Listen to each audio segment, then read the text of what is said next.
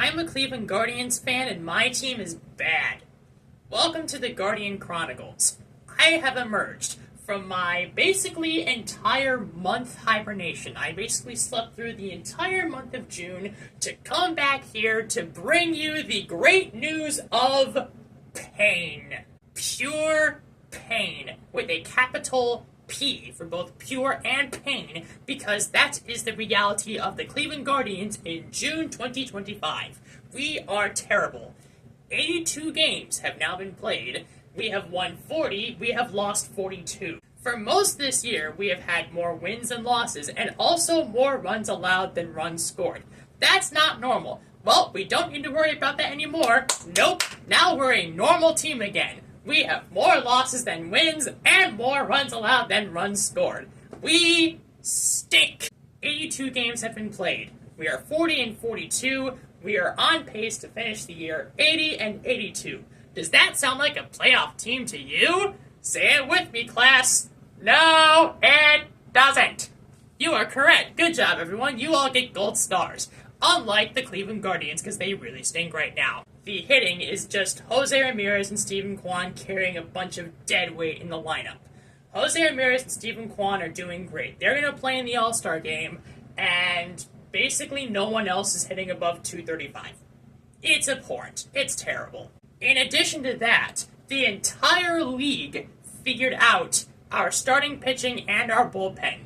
You know how earlier in the year it seemed like Slade Ciccone and Gavin Williams might show some promise? They both have ERAs above 3.5. And you know how our bullpen was the strength of our team last year? No, that's gone. Cade Smith is our best reliever right now, and his ERA is above 2. Now, that's still not bad. His ERA is still okay, right? Here's the thing. You know how I've been criticizing Emmanuel Clase for most of the year? He's our second best reliever now. That's not good. Our team stinks. And no, what's going to fix this team is not a simple call-up of one of our prospects who is currently crushing it in AAA in Columbus right now. That's not going to fix anything. The only things that might do is bring in a few more fans into the ballpark every night.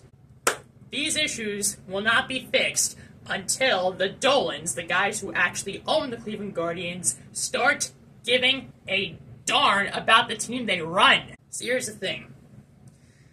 It's so much easier, both from the standpoint of an outsider and for me as a Cleveland sports fan, to laugh at the Browns and the Guardians. Because at the Browns, you can say, okay, they screwed up because of A, B, C, D, E, F, G, H, I, J, K, L, M, N, O, P, and you can repeat the alphabet song probably 5 times and you still haven't counted up all the mistakes they made. With the Cleveland Guardians, though, you can basically point almost every one of their mistakes back to one group of people. The Dolans, the owners of the Cleveland Guardians. The guys who keep their wallets tight, they seal it up real good so that nobody gets their money. Not the players, certainly. Not free agents down the road. And even the stars who have said publicly they want to stay here, you're gonna get a massive, massive, massive pay cut if you do stay here, instead of getting loads of money to go to, say, the Mets. Frankie Lindor's doing pretty well right now, in case you're wondering. Thank goodness we have Jose Ramirez. He could have gotten about $50 million more per season to go play anywhere else. Him staying in Cleveland is truly a miracle. And the reward he gets for that is carrying a dead team to a below 500 record through 82 games. I feel so sorry for that dude. Yeah. The forecast for the rest of the year is pain. But don't worry. It can absolutely get worse than this.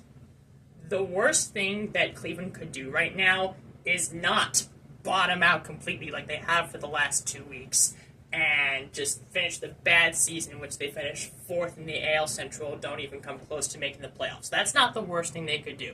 The worst thing they could do is play mediocre baseball in July and still hover around the last wildcard spot and then convince themselves that they're just a piece away from making the playoffs, and therefore they buy at the trade deadline, they bring in a major piece through a trade, and then they miss the playoffs. That's the worst thing they could do. Now, Chris Antonetti and Mike Chernoff, I still think are pretty good at their job, so I don't think they're going to do that, but I'm a Cleveland sports fan. It is in my DNA, it is in my nature, it is my expectation to assume the worst for my favorite sports teams. So you can sing that song by Panic at the Disco as much as you want. I don't have high hopes for this team. I'm sorry. Maybe this is just an odd year, even year sort of thing, where in odd years a team is mediocre, and in even years a team makes the playoffs and goes on a run that we never thought could happen. Maybe that's just the nature of this team. It's rough being in the nadir, but don't worry. This is only currently the nadir. This is going to get worse, trust me. I'll see you when it happens.